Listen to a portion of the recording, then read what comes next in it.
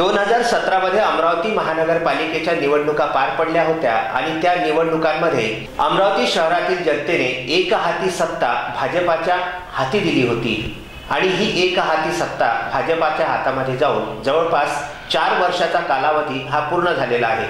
मात्र त्यातलं 1 वर्ष हे कोरोनाने खाल्लेलं आहे। आता येणाऱ्या 2022 मध्ये म्हणजे पुढील वर्षी होणाऱ्या निवडणुकांमध्ये एकीकडे भाजपावरती रोष प्रतिरोषाचे वातावरण सुद्धा दिसून येत आहे। गेल्या काही दिवसांपूर्वी अमरावती महानगरपालिकेचे माजी विरोधी पक्षनेते तसेच अमरावती शिवसेनेचे सहसंपर्क प्रमुख असलेले व माजी नगरसेवक प्रवीण हरमकर यांनी मुंबई येथे जाऊन नगरविकास राज्यमंत्री एकनाथ शिंदे यांची भेट घेतली व त्यांना अमरावती महानगरपालिकेच्या बाबतीमध्ये काही आरोपांबाबत चौकशी करण्याची विनंती वजा पत्र दिले। त्या अनुषंगाने एकनाथ शिंदे यांनी तातडीने आदेश पारित करून अमरावती महानगरपालिकेमध्ये झालेल्या शौचालय घोटाळा, त्यानंतर काही वाहने खरेदी झाली त्याबाबतच्या घोटाळा या सर्व प्रकरणाची अत्यंत जलदरित्या चौकशी करण्यात यावी असा आदेश पारित केला। त्या अनुषंगाने आज आपण आपल्या विदर्भ न्यूजच्या स्टुडिओमध्ये प्रवीण हरमकर यांना निमंत्रित केलेलं आहे। प्रवीण भाऊ नमस्कार। नमस्कार।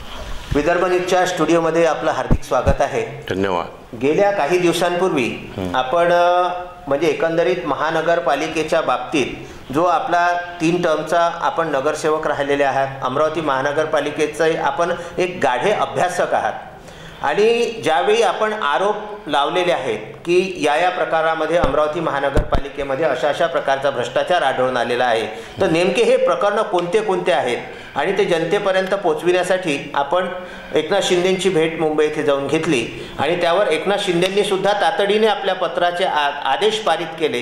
हे आपल्यासाठी खूप मोठी जमेची बाजू राहिलेली आहे। तर हे नेमके आरोप कोणते आपण जे आहेत ते जनतेच्या समोर उलगडवू इच्छिता। येत्या 2017 मध्ये महानगरपालिकेचं इलेक्शन झालं। लोकांनी अमरावती जनतेकरांनी पूर्ण बहुमताने भाजपला सत्ता हातात दिली। यांना सत्ता हातात दिलं, यांनी हा काही भाजपच्या लोकांनी त्याच्यामध्ये सत्तेचा दुरुपयोग करून, याला सत्तेचा दुरुपयोग म्हटला जातो, महानगरपालिकेमध्ये मोठ्या प्रमाणात 2 घोटाळे केलेले आहे। पहिला घोटाळा जो हा युटिलिटी जी गाडी आहे, जी विहिरीतला कचरा काढण्याची गाडी आहे, ती गाडी जास्तीत जास्त 40 ते 45 लाख रुपयाची ती गाडी येते। यांनी ती गाडी 2.25 करोड रुपये सांगितली आणि ती गाडी बनवत अलग अलग ठिकाणाहून त्यांनी त्याचे पार्ट्स विकत घेतले म्हणतात आणि त्यासाठी अमरावती महानगरपालिकेमध्ये अनेक वेळा त्याच्यात सभागृहात गंडाळोळ झाला। त्याच्यावर चौकशी नेमल्या गेली, चौकशा झाल्या। त्यामध्ये आपली इथले अमरावती जिल्ह्याचे न्यायाधीश, माजी न्यायाधीश, त्यांनी त्याच्यावर अहवाल दिला। त्या अहवालमध्ये स्पष्टपणे त्यांनी डिक्लेअर केला आहे, पण तो पण अहवाल यांनी दाबला। म्हणजे जो सत्तेचा दुरुपयोग म्हटला जातो तो अशा पद्धतीने यांनी महानगरपालिकेमध्ये तो सत्तेचा दुरुपयोग केल्यास दिसते। दुसरा विषय, अमरावती बंडेरा मतदारसंघामध्ये शौचालय घोटाळा जो आहे तो आता सगळे लोक पाहत आहेत। त्याच्यामध्ये काही अधिकारी अंदर गेले, त्याच्यामध्ये काही एखादा ठेकेदार म्हणून त्याला अंदर टाकलं। याच्यामध्ये सगळे लोक जबाबदार असतात। ज्यावेळेस एखादी गोष्ट महानगरपालिकेकडे बांधकामासाठी येते का ही स्कीम आलेली आहे, या स्कीमचं आपल्याला नियोजन करणं आहे, तर महानगरपालिकामध्ये ज्यावेळेस ज्या खात्याचं येते, जसं आता ते खाते ते आरोग्य खात्याकडे, तर आरोग्य खात्याचं त्याच्यावर ती पूर्ण देखरेख असते। मग ती देखरेख झोनवाईज जाते, झोनवाईज ती झोनचं मग त्या झोनवाल्याकडे जाते। झोनवाल्याकडे गेल्यावर ते झोनवाले आपापल्या पद्धतीने जिथं कुणाकडे संडास आहे की नाही आहे, त्याच्याकडे शौचालय आहे की नाही आहे, नसेल तर त्याची एंट्री करून घेणे, तिथं नसेल तर त्याला बांधकामासाठी परमिशन कशी देणे, ह्या सगळ्या बाबी असतात। पहिले त्याच्यामध्ये सगळ्यात पहिले माझं असं वैयक्तिक मत सांगतो, मी जो महानगरपालिकेमध्ये काम करत असताना हे सगळे अनुभव आले, तुमच्या आमच्यामधूनच अनुभव आले। माणूस शिकता शिकते। त्याच्यामध्ये माझा अनुभव असा आहे का पहिला येते त्या बिटक्वीन, तो त्याच्या घरी शौचालय आहे की नाही तो पहिली एंट्री करते। उमेशभाऊ लोटेकडे शौचालय आहे की नाही आहे, नसलं तर तो एंट्री करते यांच्याकडे शौचालय नाही। मग त्याच्यावर पाहण्याची जबाबदारी असते बिटक्वीन नंतर सॅनिटरी इन्स्पेक्टरची। सॅनिटरी इन्स्पेक्टर नंतर पाहिल्यानंतर मग त्या झोनचा जो इंजिनियर असतो त्याची जबाबदारी असते, मग त्या झोनचा अधिकारी त्याची जबाबदारी असते, त्यानंतर आरोग्य खात्याचा जो अधिकारी असतो त्याची जबाबदारी असते. हे सगळं करून एवढी मोठी यंत्रणा असल्यावर एवढा मोठा घोटाळा होणं का ज्याचे बिलं काढणं फक्त संडास न बांधता, मग याच्यात कोणाकोणाला आपण जबाबदार पकडलं पाहिजे हे जनतेनं समजलं पाहिजे पहिली गोष्ट. कारण की एक माणूस एवढा मोठा कांड करतो, एवढा मोठा त्यातला संडास गायब करतो आणि बिलं काढतो, म्हणजे याच्यात कुठंतरी सगळ्यांचे हात भिजलेले आहे हे मी तुम्हाला जाहीरपणे सांगतो. कारण याच्यामध्ये जी तुम्हाला प्रक्रिया सांगितली मी, याच्यामध्ये नंतर ह्या सगळ्या प्रक्रिया अजून खाली येतो, उपायुक्त येतो, आयुक्ताची सही होते, त्यानंतर तुमच्या एटीडी सगळ्या ह्यामध्ये सगळं हे असते, त्याच्यानंतर त्याचं बिल निघायला देते. आणि एवढा मोठा फरक, एवढा मोठा अभ्यास असे दाखवून आले, म्हणजे याच्यात कुठंतरी यांच्या सगळ्यांचे हात भिजले आहे. म्हणून मी महानगरपालिकेची, मी आता इथे अमरावती महानगरपालिकेत नियमित पेपरमध्ये वारंवार प्रेसवाले नेहमी ते छापतात, पण त्याच्यावर कुठलंही म्हणजे महानगरपालिकेवर असं कुठलंही त्यांच्यावर बर्डन येत नाही. मी नेहमी आता म्हणतात काही विरोधी पक्ष त्यांनी पुष्कळ विरोधी लोकांनी त्याच्यावर आक्षेप घेतले, मोर्चे काढले, पण त्यांनी कुठलेही म्हणजे ती फायलाच्या फायलात दाबून ठेवलेले आहे. म्हणजे एक न्यायाधीश जे माजी न्यायाधीश आहेत, तो पत्र अगर दाबू शकते तर ते काही करू शकतात. म्हणजे सत्तेचा दुरुपयोग म्हणजे म्हणूनच मी आमच्या एकनाथ शिंदे साहेबांना असं पत्र दिलं का भाजपाने तिथल्या अधिकाऱ्यांना हातात घेऊन केलेला भ्रष्टाचाराबाबत, म्हणून मी त्या पत्रात स्पष्टपणे लिहिलं. आणि एवढं लिहित असताना सगळ्या गोष्टी ज्यावेळेस शहरात चालू आहेत, दिसतात, पेपरमध्ये येतात, सभागृहात होते, तरी हे निर्गट्टपणे सगळं खाणं आणि चुपचाप राहणं, ही जनतेसमोर याचा कुठेतरी उगाळा झाला पाहिजे. म्हणून मी याच्यासाठी एकनाथ शिंदे साहेबाला विशेष भेटलो. माझ्यासोबत माझे काही सहकारी होते, जिल्हा प्रमुख होते, एक आमचे ललित झंजाळ बंडाराचे नगरसेवक ते होते, एक आमचे आशिष धर्माळे, असे आम्ही 4-5 लोक होतो. आम्ही त्यांना मी माझं पत्र दिलं. पत्र सगळं त्यांची सविस्तर चर्चा केली. माजी खासदार अडसूळ साहेब पण तिथे होते. मी आमचे संपर्क प्रमुख जे आहे आमचे जाधव साहेब, त्यांच्याशी चर्चा केली. आमचे जे नेते आहेत तिथले अरविंदजी सावंत साहेब, त्यांना पण तो विषय सगळा सांगितला. यांनी सगळ्यांनी मिळून तो विषय असा बा अरमकर हा विषय व्यवस्थित आहे आणि याला आपल्याला चांगल्या पद्धतीनं तो विषय लोकांचा जो कसा चांगला होईल हे करायचं, अशा पद्धतीनं मी ते पूर्ण केलं. आता त्या दिवशी मी पहिले मुंबई गेलो, त्या सगळ्या गोष्टी झाल्यानंतर मी अजून 8 दिवसांना वापस गेलो. का बा याचं फॉलोअप काय. मी महानगरपालिकेत वारंवार 3 दिवस मी महानगरपालिकेत जास्त जात नाही, जेव्हापासून मी त्या महानगरपालिकेत नसल्यामुळे मी याच्या एवढ्या एका महिन्यात पुष्कळ वेळा गेलो आणि तिथलं पाहिलं. तिथं ते पत्र आलं नव्हतं, कारण मी त्या पत्राची वाट पाहत होतो. तर मी स्वतः मुंबई गेलो, तर तिथं मुंबईत गेल्यानंतर त्या पत्राची पूर्ण चलना झाली होती आणि यांच्याकडे आलो होतो. त्यांनी ते पत्र इश्यू केलं. मग मी त्यांना म्हटलं बाबा मला माझ्याकडे काय आहे, तर मग त्यांना मला मध्ये फीट दिली. ती फीट दिली, मी सगळी पब्लिश केली. अशा प्रकारचा तो घोटाळा आहे. त्या घोटाळ्यामध्ये मी तुम्हाला सविस्तर समजावून सांगितलं. म्हणजे हे सत्तेचा दुरुपयोग याला म्हटलं जाते, असा तो भाग आहे. एक दुसरा प्रश्न असा आहे की ज्यावेळेस आपण हे म्हटलं आहे की मल्टी युटिलिटी व्हॅन, सर्वात पहिला जो आपण टाकलेला आहे की मल्टी युटिलिटी व्हॅन, आपण गाडीशी संदर्भामध्ये म्हणजे मला ज्याप्रमाणे आपली माहिती आहे, आपण अगदी बालपणापासून ट्रकच्या व्यवसायामध्ये कार्यरत आहे. आपला म्हणजे खानदानी व्यवसाय ज्याला म्हणतात, ट्रकचा पिढीजात व्यवसाय जो आहे आपला, तो ट्रक किंवा मोटर व्हेकल्सचा आपला व्यवसाय आहे. त्याच्यामुळे त्यातलं आपल्याला गाढा नॉलेज आहे, चांगला अभ्यास आहे आपला त्यातला. अगदी लहानपणापासून वेगवेगळे प्रकार आपण हाताळलेले आहात. तर या अनुषंगाने जसं आता आपण सांगितलं की 40 ते 45 लक्ष रुपये किमतीची ती मल्टी युटिलिटी व्हॅन ही असते. मात्र तिची किंमत जी आहे ती 2.25 कोटी रुपये दाखविण्यात आलेली आहे.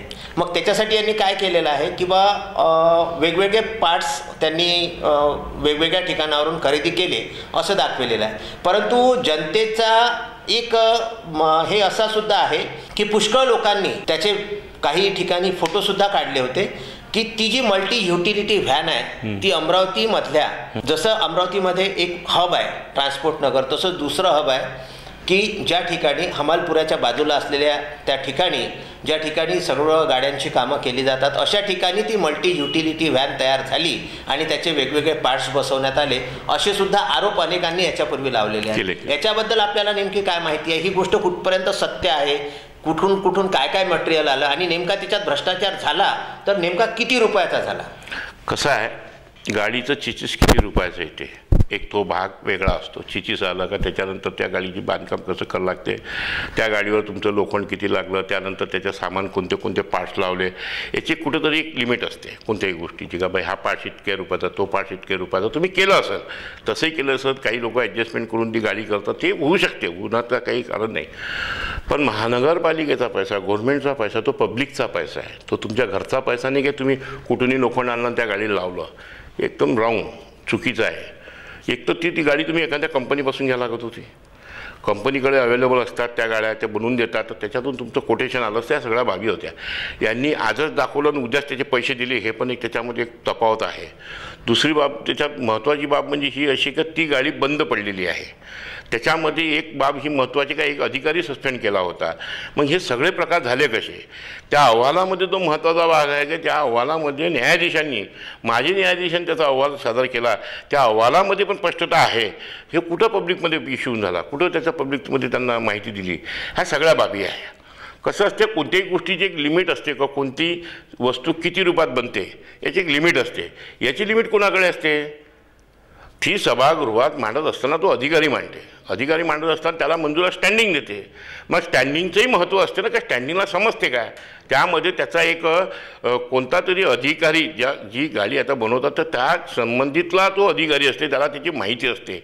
कन्सल्टंट ज्याला म्हटलं जात असते का, तो त्याच्या माहिती ठेवणारा माणूस, तोच ती गाडी सांगू शकते आणि ते सभागृहात फायनल होते. म्हणजे यांनी काय केलं, ते सगळं व्यवस्थित करून घेतलेली बाब आहे. माझा स्पष्ट आरोप आहे. व्यवस्थित करून घेऊन आणि ते पैसे काढून घेतले. मग त्याच्यामध्ये अधिकारी सस्पेंड केले आणि त्याच अधिकाऱ्याला तुम्ही वापस घेता.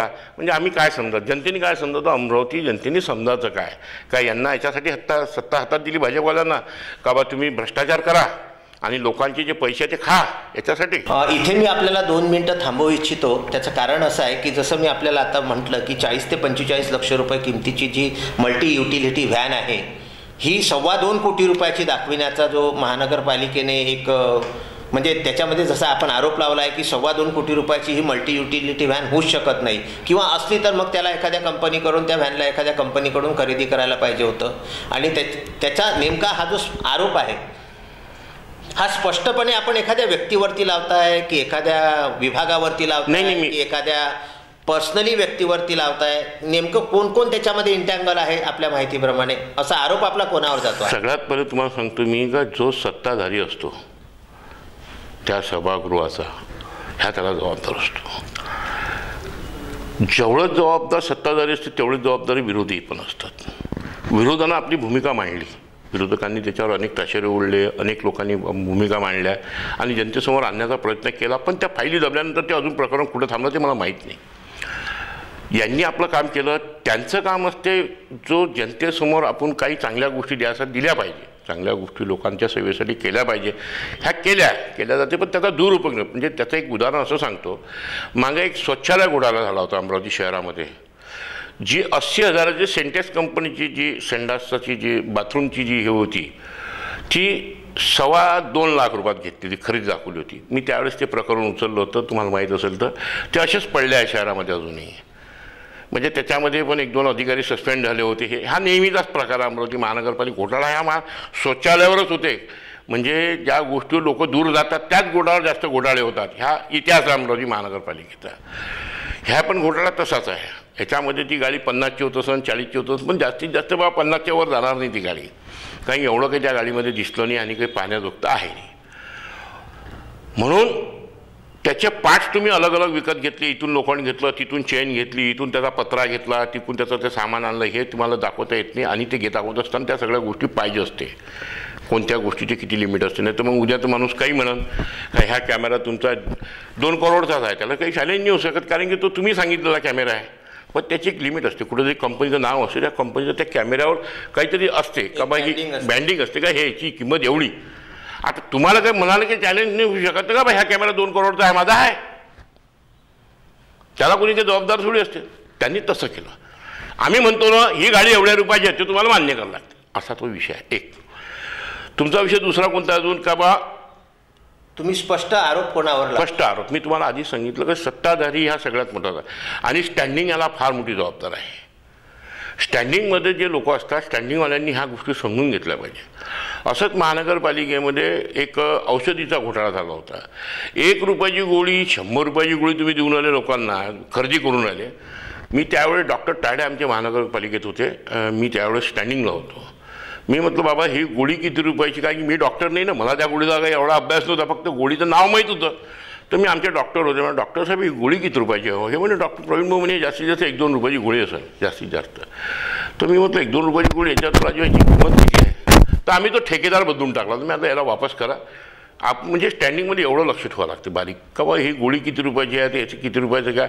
ठीक आहे, त्याचा पैसे त्याला लेट मिळते, महानगरपालिकेमध्ये कुठेतरी पैशाची अडचण गेली म्हणजे बा, तर त्याला काही टक्केवारी वाचली पाहिजे, 1-2% वाचले पाहिजे, की तो शेवटी पैसे लावतो ना, पैशावर तो 2 पैसे कमावते म्हणून तो त्या महानगरपालिकेत टेंडर घेतो.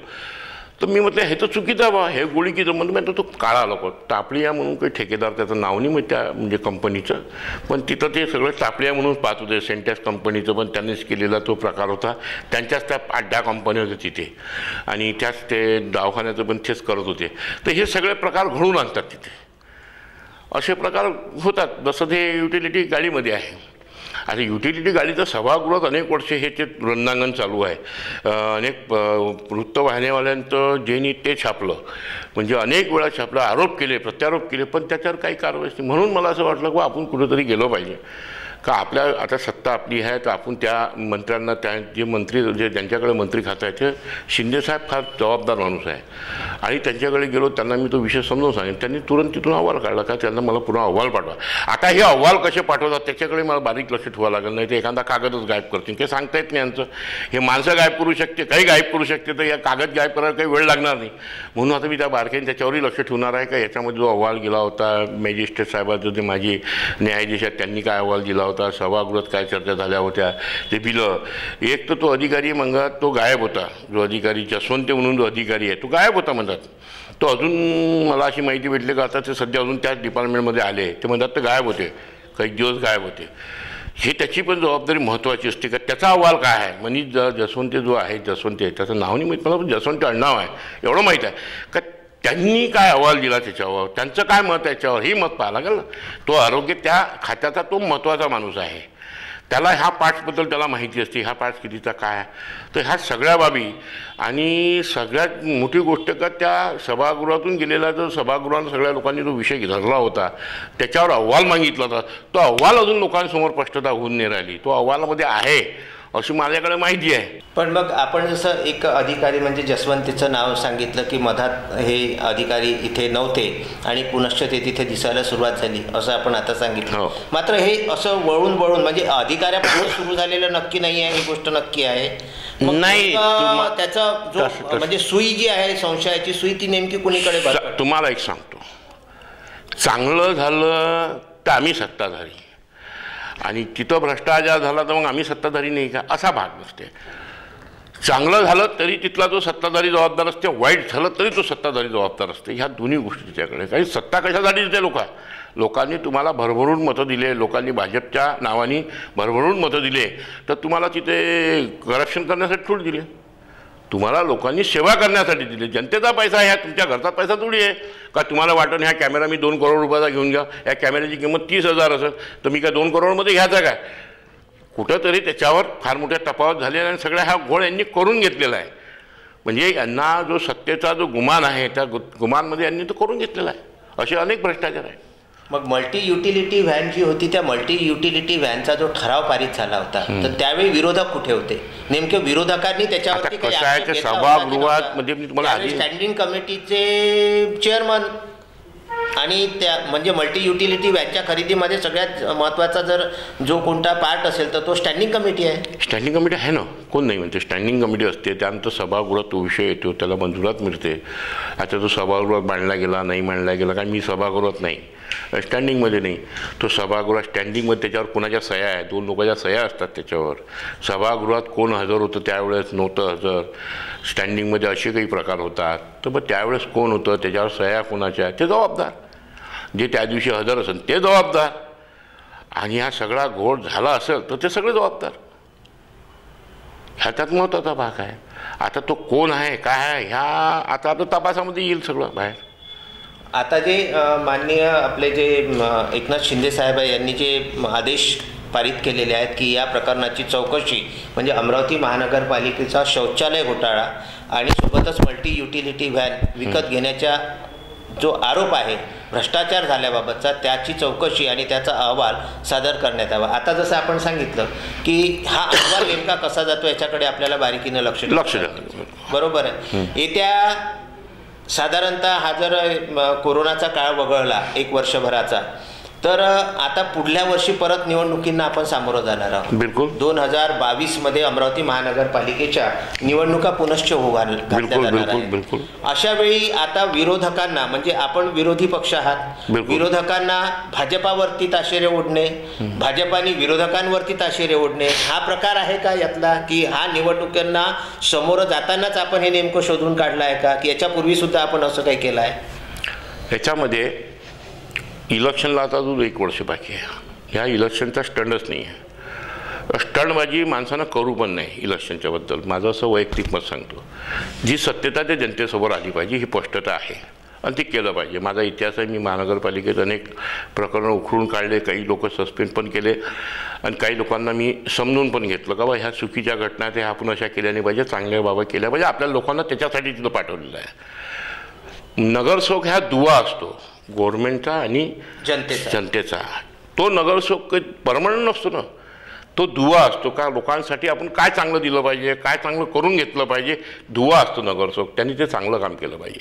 सभागृहात आपल्याला बसायला भेटते, आपण सभागृहात आपण लोकांच्या दुव्यासाठी असतो.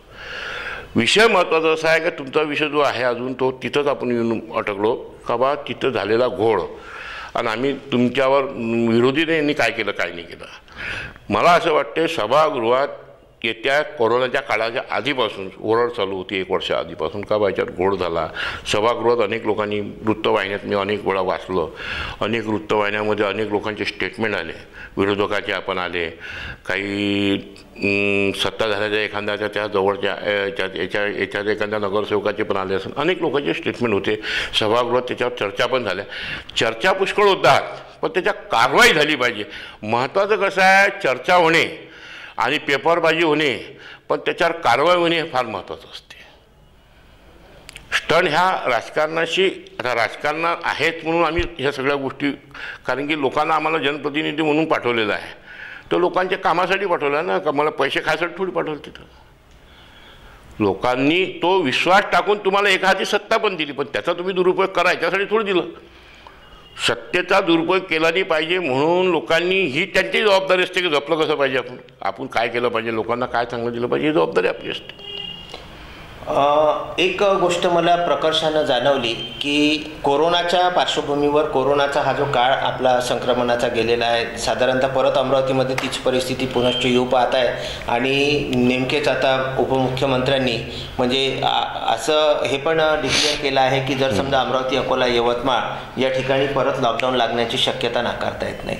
कोरोनाच्या पार्श्वभूमीवर गेल्या 22 मार्चपासून तर आतापर्यंत आता आपण सुस्थितीत येऊ पाहत होतो, परंतु परत आपण त्या खाईत लोटल्या जातो की काय अशी एकंदरीत सध्या आपली परिस्थिती अमरावतीची निर्माण झालेली आहे. या अनुषंगानं मला एक गोष्ट आपल्याला विचारावीशी वाटते की पत्रकारांना कुठल्याही प्रकारची माहिती न मिळणे किंवा वर्षभरामध्ये अमरावती महानगरपालिकेकडून कुठल्याही प्रकारचे म्हणजे सभा कशा झाल्या, काय झाल्या, कोणत्या निर्णय घेण्यात आले, कोणते निर्णय नाही घेण्यात आले आणि याच्यामध्येच जसं आपण आता सांगितलं की शौचालय घोटाळा हा कोरोनामध्ये दबल्या गेलेला एक प्रकार आहे.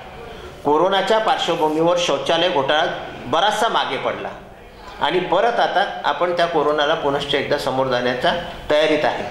अशा परिस्थितीमध्ये आता मग परत शौचालय घोटाळा, त्याच्यानंतर कोरोना या बाबींवरती म्हणजे आता जर समजा सभागृहामध्ये एखादी बैठक आयोजित झालेली असली आणि त्या ठिकाणी कोरोना सर्वात महत्त्वाचा विषय राहणार आहे, तर नेमकं मग शौचालय घोटाळ्याचं पुढे काय होईल? त्याच्यामध्ये आपण जसं सांगितलेलं आहे की माननीय मंत्र्यांना आपण हे पण सांगितलं असणार की नेमके कुठे कुठे कसे आहात, म्हणजे जे आपल्याला प्रत्यक्ष लेखी स्वरूपात देता आलेलं नाही, मात्र त्याबाबत सुतोवाच तर आपण केलेलंच असणार. बिलकुल. तर याबद्दल थोडंसं जनतेपर्यंत आपण नेमकं काय सांगणार आहे? पहिली गोष्ट तुम्ही जो कोरोनाच्या काळातला जो विषय मांडला का बा मुख्यमंत्री साहेबांनी डबल लॉकडाऊनचा विषय मांडलेला आहे. खरी परिस्थिती आज अमरावती शहरातली पाहता अमरावती, अकोला, यवतमाळ वगैरेचे सध्याची जी स्पीड आपली जे आहे रोजची त्या काळात निघाल त्याच्यापेक्षा जास्त काळात निघाले लोक आहे. आणि मी दर्शन पण राहिलो, पाहून पण राहिलो. नेहमी लोकांचे आम्ही ठीक आहे, माझा त्याचा प्रचार नाही करायचा, मी लोकांसाठी धावतो, काय करतो काय नाही करतो माझा प्रश्न आहे. लोक मला काही बोलवून नाही आणत, तर मी माझी सेवा देण्याचं काम जे मी करत असेल ते माझा विषय आहे. पण काही गोष्टी फार अजूनही जाणवल्या येतात. त्या दिवशी एक अमरावती तहसीलपाशी झेनॅक्स म्हणून दवाखाना आहे. झेनॅक्स काहीतरी नवीन नाव नाही, दवाखाना खुलला. त्या दवाखान्यामध्ये एक आजीबाई मरण पावली होती कोरोनामुळं. मी तिथे गेलो, त्यांना पाहिलं, मी ती बॉडीवरून खाली आणली.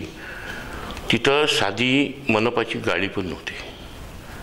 मी तिथून नेता मॅडमला फोन लावला. मॅडम म्हटलं ही गाडी, आपली गाडी कुठं आहे, कारण की ही कोरोनाची बॉडी आहे आणि ह्या बाईला उचलन कोण. तर ते म्हणे मॅडम भाऊ म्हणे मी पाहते म्हणे, ते दवाखान्यावाली जबाबदारी म्हणे, त्यांच्याजवळ गाडी असली पाहिजे. पण मी आता यांच्याजवळ गाडी नाही सध्या, तुम्ही काय करू शकता. तर म्हणे भाऊ मी पाहते काय करते. मग ठीक आहे. तर मी तेवढ्यात काय केलं, आमचे एक मित्र आहे, माझे मित्र, ते नेहमी या कोरोना काळात लोकांना मदत करते, राजू भैया म्हणून आहे इरविन चौकात. मी त्यांना फोन लावला, म्हणजे राजू भाई एखादी ॲम्ब्युलन्स वगैरे भेजो. तर त्यांनी मला फोन केला, पण मग 5 मिनिट मी गाडी भेजता. तर मी नेता मॅडमला म्हणून मॅडम गाडीचं काय झालं. तर मॅडम म्हणे भाऊ मी सांगते म्हणे कोणाला तरी, मशानवाले म्हणतात म्हणे गाडी नाही. मी शेवटी कुठून तरी मशानातून गाडी आली, त्यांनी जे पैसे फाडले होते. त्या मशानच्या गाडीमध्ये कोणी माणूस नव्हता. शेवटी म्हणजे मी स्वतःसाठी सांगत नाही, पहिली गोष्ट क्लिअर करतो तुम्हाला, नाही तर असं होते का बा स्वतःची तारीफ स्वतःच करून राहिला. मी ती बॉडी उचलली, मी तो किट घातला. माझ्यासोबत त्या बाईचा मुलगा होता, त्यांनी किट घातला. आम्ही दोघांनी ती बॉडी उचलली, ती बॉडी त्या गाडीत टाकली, ती बॉडी तिथे नेली, मशानात नेली, लाकडं रचवले. ते लाकडं रचून ती बॉडीवर आम्ही बॉडी ठेवली. त्या अंतिम विधीप्रमाणे आम्ही त्याचं हे केलं, विधिविध त्याची अग्नी दिली त्या मुलांनी. आणि आम्ही ती गाडीत बसून स्वतः दोघं आलो. मी त्या मुलाला तिथून घेऊन आलो, तिथे त्याची गाडी होती ठेवलेली. ते किट काढले, तिथं जाळले आम्ही ते किट. आम्ही दोघं गाडीत बसलो. 2-4 लोक त्यांच्या समाजाचे 1-2 माझे मित्रसोबत होते. मी त्या गाडीत बसलो. तिथून ती गाडी आम्ही सोडून दिली. मग माझी 2 व्हीलर, माझ्या एक मित्रांनी 2 व्हीलर, मी त्याच्या गाडीवर बसलो. तो माझ्या गाडीवर आला. मी त्याला तिथे सोडलं गांधी चौकात त्या दवाखान्यात.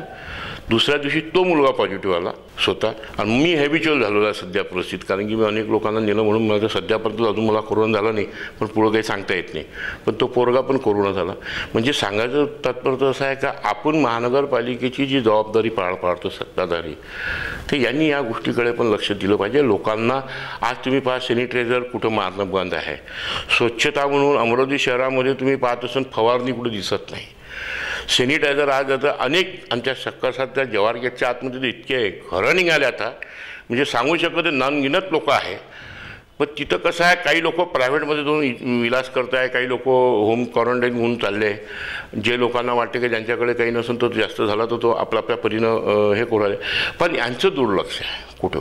काही अधिकारी काम करतात, काम नाही करत त्याच्याला भाग नाही. काम नसतं केलं तर कुठं रेकॉर्ड झालं नसतं. अधिकारी पण करतात, ऐकतो पण करतात, सगळं करून राहिले. पण कुठं थोडंसं आपण एक जनप्रतिनिधी म्हणून आपण जे काम करतो त्यांचं आपण एक लोकांचं एक हे असते.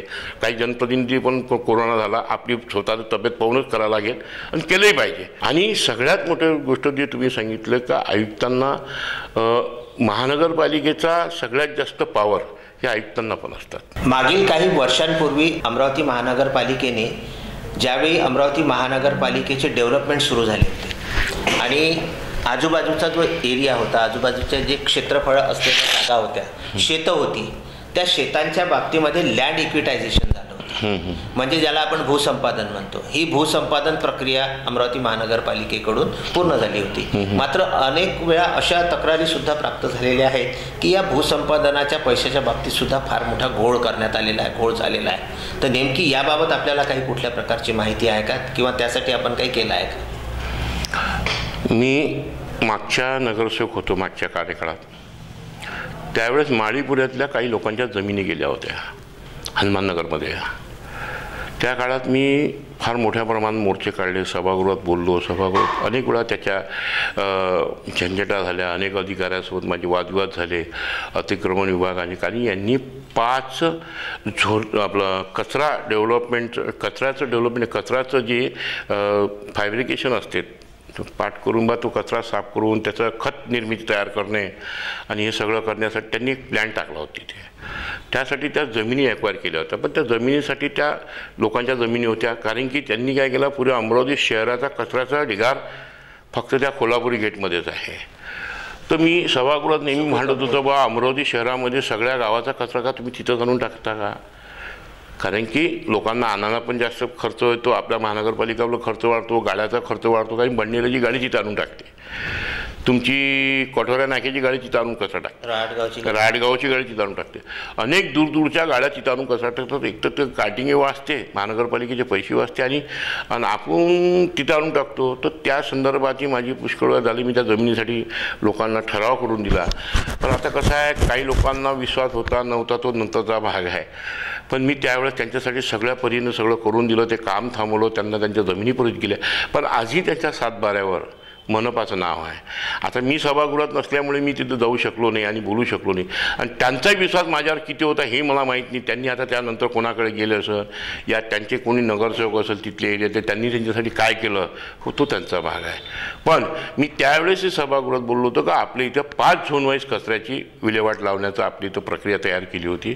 त्यावेळी आपले गुळेवार साहेब होते, गुळेवार साहेबांनी आम्ही बसून ती एक यंत्रणा तयार केली होती का 5 जिल्हा आपल्या 5 झोनमध्ये आपण कचरा डिवाईड केला पाहिजे, कारण की तिथली गाडी तिथं जवळच्या जवळ पडते आणि कार्टिंग कमी होते, म्हणजे आपले मनपाच्या पैशाची बचत.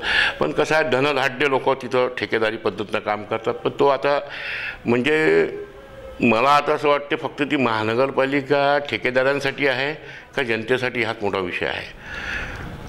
आता 5मध्ये त्याच्यामध्ये आपले आरक्षण जे होते 5 झोन वाईज आरक्षण होते, त्या जमिना लोकांनी म्हणजे बिल्डरांनी त्या जमिना हस्तांतरण करून घेतल्या, त्याच्यावर घरं बांधून टाकले. म्हणजे त्या महानगरपालिकेचे कुठंतरी आपण एक कचऱ्याची जागेसाठी एक रिझर्वेशन असते, त्याच्यामध्ये त्यांनी तो केलेला घोळ आहे सगळा, तो त्यावेळेस पुष्कळ गाजला होता. आणि त्यावेळेस मी ते काही लोकांना जमिना परत दिल्या, पण त्याच्या अजूनही खातबार तसेच आहे. पण तिथले जे नगरसेवक त्यांना ज्यावेळेस नंतर मी पडल्यानंतर त्यांना जे लोकांनी आश्वासन दिले, त्या लोकांचं काम होतं का बा आम्ही तुमचं ते करून देतो, पण त्यांनी केलं नाही, ते करून दिलं नाही त्यांना. तो त्यांचं दुर्दैव म्हणा, त्यांचं झालं नाही, असा तो भाग आहे. आणि कचऱ्याचे जे तुम्ही जो महत्त्वाचा विषय घेतला का बा याच्या डिलॅन्डेशनमध्ये काय होते, तर याच्यामध्ये असा विषय असते, हा फार मोठा भाग आहे अमरावती शहराच्या जनतेला. तो काही लोकांना जे त्याच्यामध्ये असणारे लोक त्यांना समजेल, जे त्याच्यात नाही आहे त्यांना ते समजणार तो विषय. मल्टी युटिलिटी व्हॅन, शौचालय घोटाळा, भूसंपादन केल्यानंतर त्यांची जमीन त्यांना परत देणे आणि त्यांचे सातबारे त्यांच्या नावावर न करणे, हा जो एकंदरीत प्रकार आहे, तर हा त्यांचे सातबारे अमरावती महानगरपालिकेच्या नावाने असते, याच्याबद्दल आपल्याला काय वाटते? कसं आहे, महानगरपालिके नावानं असते तर त्यावेळेस त्या नगरसेवकांनी काही लोकांनी आश्वासन दिले असतात का तुम्ही गेल्याबरोबर तुम्ही चिंता नका करू, मी तुमचं काम एका मिनिटात करून देईन. त्यांच्याकडे दुर्लक्ष झालं, त्या लोकांना ते करून नाही दिलं. कारण की सभागृहात त्याचे मिनिट्स तयार करून घेतले होते मी. त्यावेळेस माननीय प्रवीणजी पोटे आपले पालकमंत्री होते, त्यांनी त्या विषयात ते आलेच होता.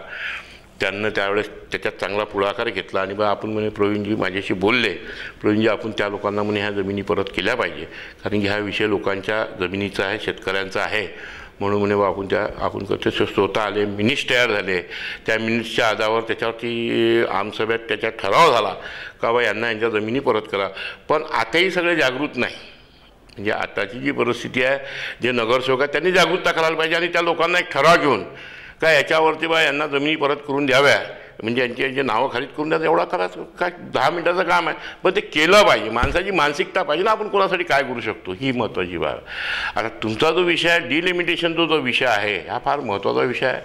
याच्यामध्ये माझं वैयक्तिक मत सांगतो तुम्हाला, की एखाद्या बिल्डरच्या बाजूनं जर तुमचा प्लॉट असेल तर तुमचा तो निघून जाईल ग्रीनमधून, म्हणजे डिलिमिटेशनमधून तो निघून जाईल. त्याचं कारण असं आहे का त्याची तिथे इतकी पकड आहे का तो सगळं काढून घेते त्याच्यातून. तिथे एखादं आरक्षण असेल शाळेचं तर तो तेही काढून घेते, एखाद्या कचऱ्याचं आरक्षण असेल तोही काढून घेण्याची ताकद आहे. एखाद्या ठिकाणी MIDCचं म्हणा या कोणत्या त्याच्या महानगरपालिकेचे अनेक प्रोजेक्ट असतात, त्याचे कुठं आरक्षण तेही काढून घेण्याची ताकद असते. ह्या सगळ्या बाबी माझं असं वैयक्तिक मत का याच्यामध्ये हे लोक धनलाढ्य लोक आहे. याच्यामध्ये अगर अभ्यास करत बसलो तर आपण साधारण माणसाचा कधी वावर नाही निघणार. या साधारण माणसाचं कोणतं एखादं असेल काय का त्याच्यावर कोणतं आरक्षण निघालं असेल असं होत नाही. आता त्याच्यामध्ये काय झालं होतं, मी त्या महानगरपालिकेत त्यावेळेस होतो, तर शेवटची सभा होती आमसभा. त्या सभेमध्ये मुंबईच्या मॅडम आल्या होत्या. त्या मॅडमला आम्ही विरोध केला होता का ह्या सभागृहातला जो व्यक्ती आहे, ह्या सभागृहात जो अधिकारी आहे, याच्यावर जो काम करणारा अधिकारी आहे, ह्या अधिकारी नका घेऊ, कारण की याचे सगळे साठेगाठे आहे, या संदर्भात सगळे साठेगाठे आहे आणि त्याच लोकांचे आरक्षण निघेल, बिल्डर लोकांचे, पण याच्यात चांगल्या लोकांचे आरक्षण निघणार नाही. जे बिचारे खरंच जनतेचे, जे जनतेसाठी आहे, जनतेचे ते बिचारे ज्यांचे वावरावर आहे, ज्यांच्या कुठेतरी एखादा प्लॉट पडला असते, एखादं काही घेतलेलं असते, त्याच्यावर आरक्षण होणार नाही. पण ते तुम्हाला मी आजच्या तारखेत ओपनली सांगतो का मी तुम्हाला आजही अमरावती शहरातले जेवढे मोठे मोठे बिल्डर असेल यांचे सगळ्यांचे आरक्षण चांगले निघाले असेल. कारण त्या आरक्षणची जागा भेटताना त्यांना विकत घेताना 100 रुपये 50 रुपये फुटाने मिळते आणि आरक्षण निघाले की ती जागा 200-2000 रुपये फुटाची जागा होते. म्हणजे याच्यात कुठंतरी 1900 रुपये त्याला वाचते, तर ते तेवढं करून घेतात. आणि ते सभा महानगरपालिका आहे, मग ते ADDP समजायला लोकांना फार टाईम लागेल. ज्याला समजते त्याला समजते, ज्याला नाही समजत तो चालू आहे, असा भाग आहे तो. पण ते कसं आहे, काही गोष्टी लोकांना पण समजल्या पाहिजे का जो आपला जनप्रतिनिधी आहे त्यांच्यापाशी बसून त्यांच्यापाशी करून घेतलं पाहिजे. कारण की तो आपला दुवा आहे, नगरसेवक म्हणजे हा आपला दुवा आहे. कारण की ती जबाबदारी आपल्याला त्यांनी निवडून दिलेली आहे, लोकांनी आपल्याला निवडून दिलं आहे, ही त्यांनी पण समजलं पाहिजे. मी एवढा मोठा नाही का त्यांना सजेशन देईन, ती माझी जबाबदारी सांगतो का मला अगर निवडून दिलं तर ही माझी जबाबदारी आहे का मी त्या माणसासाठी आपण काय करू शकतो सभागृहात. कारण की तो तर सभागृहात आपल्याला पाठवतो आणि ते थोडी येतात. म्हणून हा फार मोठा घोळ आहे. याच्यामध्ये आपण गेलो तर फार खोलात जावं लागेल, त्याच्यामध्ये आपल्याला फार अभ्यास करावा लागेल, त्याच्यामध्ये आपल्याला तिथले प्लॉट काढावं लागेल, कोणाकोणाचे किती आहे आणि काय आहे, कोणाकोणाचे वावरं किती आहे, अमरावती डिलिमिटेशन कशी झाली, मग कोणते रोड कुठून DP निघतात, कोणाच्या वावरातून रोड जाते आणि कोणाच्या नाही जात, एखाद्या गल्लीतून रोड जाते कारण की तिथे भाव वाढून जाते, जिथं रोड आला तिथं भाव वाढले, असे अनेक प्रकार असतात. एक प्रश्न आणखी असा आहे अमरावती महानगरपालिकेच्या बाबतीतला की गेल्या अनेक वर्षांपासूनचं जसा बायोहझार्ड कचरा जो आपण ज्याला म्हणतो, जैविक कचरा ज्याचं नाव आहे, अशा जैविक कचऱ्याच्या बाबतीतला एक चांगला प्रकल्प अमरावती शहरामध्ये कार्यान्वित झाला होता. पुढे त्याचं काय झालं याच्याबद्दल आपल्याला काय माहिती आहे? हे पहा, जैविक कचरा फक्त तिथे ते मशीन लागते, त्यावेळेस आम्ही जातो, अधिकारी जातात, मोठ्या प्रमाणात उद्घाटन होते, त्यानंतर त्याच्यावर काय होते कोणाला लक्षच राहत नाही. एक इतोरा बाजारमध्ये लागली होती, एक त्या कचरा कंपाऊंडवर लागली होती, 2-3 ठिकाणी लागल्या. तिथे काय झालं कोणाला माहीत, त्याच्यावर कोणाचं लक्ष आहे काही कोणाला माहीत नाही. ही परिस्थिती आरोग्य विभागाचं काम असते, त्या आरोग्य विभागाच्यावर जनप्रतिनिधीचं लक्ष असलं पाहिजे. ह्या सगळ्या बाबी असतात. कारण एकंदरीत पुष्कळशा ठिकाणी म्हणजे कोरोनाच्या पार्श्वभूमीवर सुद्धा अनेक ठिकाणी मास्क, हँडग्लोव्ज आम्ही मध्ये पण बातम्या प्रकाशित केल्या होत्या की अनेक कोविड रुग्णालयांच्या बाजूला मास्क, हँडग्लोव्ज, PPE किट सुद्धा वेस्ट गार्बेज म्हणून साध्या कंटेनरमध्ये ठेवलेल्या आम्हाला आढळून आल्या. त्या प्रकारे प्रसारित केल्या होत्या. काही दवाखान्यामध्ये बेलगर्जीपणा पण होते, काही लोक पण बेलगर्जीपणा करतात. आता मी एखाद्या ठिकाणी मास्क घालून गेलो आणि मला वाटलं हे मास्क खराब नवीन घेतलं, मी फेकून देतो रोडवर, त्याला आपण पण जबाबदार असता. आणि दवाखान्यातले काही लोक मास्क पर्यंत आपण ही गोष्ट समजू शकतो, पण PPE किट युटिलाइज झालेले पेशंटचे मध्ये जसं आम्ही बातम्या प्रसारित केल्या होत्या की रंगोली जे पल कोविड सेंटर झालं होतं, तर रंगोली पलच्या कोविड सेंटरमध्ये अक्षरशः PPE किट वेस्ट गार्बेजच्या आम्हाला कंटेनरमध्ये आढळून आल्या होत्या. नाही, एकदम चुकीचं आहे. त्याच्यासाठी मेडिसिन म्हणून एक आपली गाडी चालते महानगरपालिकेची कचऱ्याची, ती गाडी तिथं पोचायला पाहिजे, त्या गाडीतच तो कचरा टाकायला पाहिजे. कारण की तो कचरा तो वेगळ्या ठिकाणी मात्र म्हणायचं एवढंच आहे की एवढं त्याच्यावर सगळ्या जबाबदाऱ्या आपण सभागृहाची आपण सत्ताधारी आहात यांचं लक्ष असलं पाहिजे आणि विरोधकाचंही तेवढंच लक्ष असलं पाहिजे का बा याच्यात चांगलं होऊन काय राहिलं. मग विरोधी पक्ष कशाला म्हटल्या जाते, विरोधी पक्ष कशाला म्हटल्या जाते का त्या एखादी गोष्ट अगर चांगली नसन होत या ते चुकीचे होत असेल त्याच्यावर अगर त्या सत्ताधाऱ्यांचं दुर्लक्ष होत असतं, मग विरोधाचं काम असते का ते करून घेणं तर असते, तो अलग अलग भाग आहे. पण तुम्ही जे म्हटलं सांगितलं का बा ते अशा पद्धत ते चुकीचं आहे, ते असं व्हायला नाही पाहिजे. कारण की त्यानं तर मग तुम्ही स्वतःच ती बिमारी फैलवत आहे असं सिद्ध होते. कारण की ती बिमारी जशी आहे का ते प्रादुर्भावानं कोणाला शिरलं नाही तसं तो हवेने पण होऊ शकते, कोणाला थोडं दुरून जवळून त्याचा श्वास झाला त्याच्यामुळे पण होऊ शकते. तर ही जबाबदारी आहेच. आरोग्य खात्याची तर सगळ्यात जास्त सध्या एक मोर्चात सगळ्यात जास्त जबाबदारी त्यांच्याकडे आहे आणि त्यांनी ती पाळली पाहिजे. माझं असं वैयक्तिक मत आहे, त्यांनी पाळली पाहिजे. चांगलं काम होऊन राहिलं असं नाही, कुठं त्यांचं काम फार चांगलंही आहे असं नाही म्हणता येणार का कामं, कारण की ते नसले असते तर मग लोकांचं कामं कोणी केलं असते. तुम्ही आम्ही सगळ्याच ठिकाणी थोडी पोचू शकतो. अनेक अधिकारी आहे, अनेक कामगार वर्ग आहे, सॅनिटरीमध्ये काम करणारे लोक आहे, याच्यामध्ये अनेक चांगले लोक आहे ना, काम करतात ना बिचार. त्यांनी केलं म्हणून तर आपण शहरात आजपर्यंत व्यवस्थित आहे, स्वच्छताच व्यवस्थित आहे, याच्या सगळं असं नाही. फक्त ज्या चुकीच्या गोष्टी आहेत त्या झाल्या नाही पाहिजे. तेवढेच जबाबदार मी पण आहे, सामान्य नागरिक म्हणून पण आहे, तुम्ही मीडिया म्हणून तुम्ही पण आहे, कारण की तुम्ही देशाचे चौथा स्तंभ आहे. तुमची तेवढी जबाबदारी आहे, सामान्य माणसाची जबाबदारी आहे, जनप्रतिनिधीची तेवढी जबाबदारी आहे आणि महानगरपालिकेची आहेच आहे. त्याला जबाबदार सगळेच आहे. चुकीचं होत असेल तर त्याला जबाबदार आहेच. एकंदरीतच अमरावती नगरीतून गेलेले मुंबईपर्यंत पोचलेले आणि अमरावती महानगरपालिकेच्या तक्रारी दाखल करणारे प्रवीण हरमकर यांनी आपल्याला सांगितलं की महानगरपालिकेमध्ये कुठल्या प्रकारचे घोटाळे आतापर्यंत सद्यस्थिती सुरू आहे आणि त्याचा डायरेक्ट आरोप, सरळ आरोप त्यांनी भाजपावरती ठेवलेला आहे. भाजपाचे काही नेते यांच्यावरती सुद्धा त्यांचा आरोप आहे. शौचालय घोटाळा प्रकरण असो की मल्टी युटिलिटी व्हॅन असो, याबाबतची चौकशी नगरविकास राज्यमंत्री एकनाथ शिंदे यांनी त्या चौकशीचे आदेश दिलेले आहे. नेमका आता हा अहवाल कुठल्या प्रकारचा नगरविकास मंत्र्यांकडे पोचतो याच्यावरती या सर्व प्रकरणाची भिस्त अवलंबून आहे.